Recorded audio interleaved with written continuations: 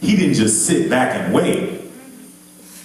Christ had an occupation. Anybody know what his occupation was? What was his job? He was a carpenter. Carpenter. What do carpenters do? Build. Christ, his entire life, built, shaped, made the foundation, the structure, the inside, what he became was his occupation. Do you understand what I'm saying? Christ's job was to build, to structure. And he came and became your structure. Come on. Do you understand what I'm saying? Come on. And that's real. So you say you don't know, God, I got this call. You told me, God, I'm supposed to sing. Well, if you're supposed to sing, then why ain't you singing? If you're supposed to minister, then why haven't you picked up the Bible and read it? If you're supposed to be called to dance, I don't see you in any classes, boo. I would quote that. I don't see you in Do you hear what I'm classes, saying? dude. The perfect example of the life that we're called to live is the life that Christ gave. That's good.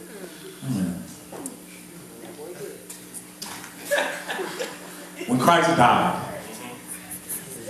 he went down into hell, took the keys, and came back up. You let the people out. He went to his disciples and said, y'all meet me.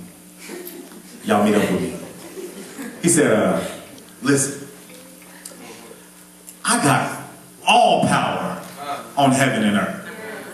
Not just a little bit, but all of it.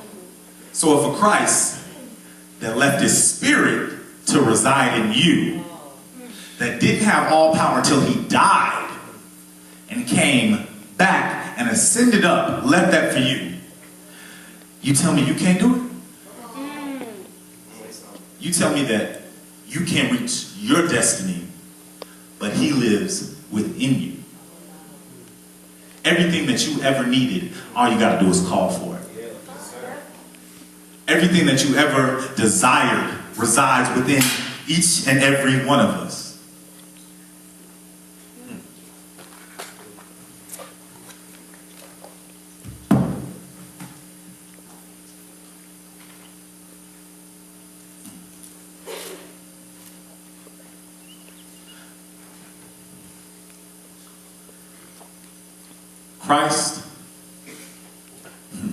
Christ is more than just a person. Is more than just the Son of God.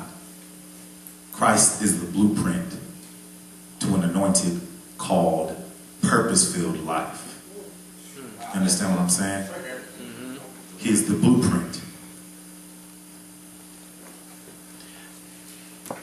Many of us right now are sitting here questioning, God, do I have a purpose?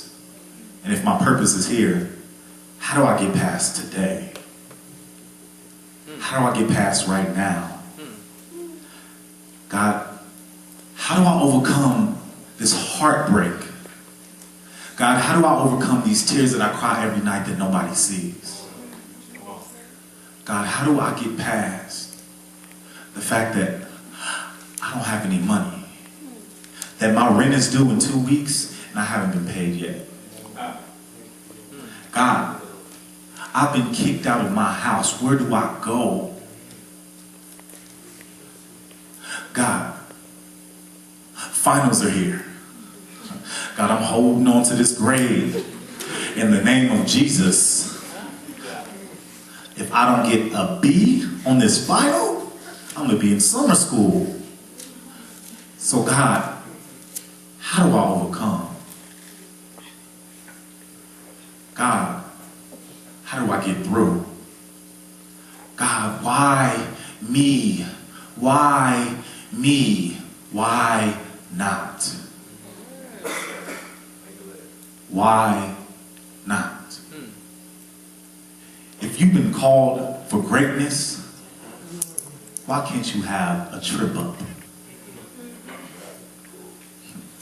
I'll tell you this right now. God has called every single one of us for a purpose.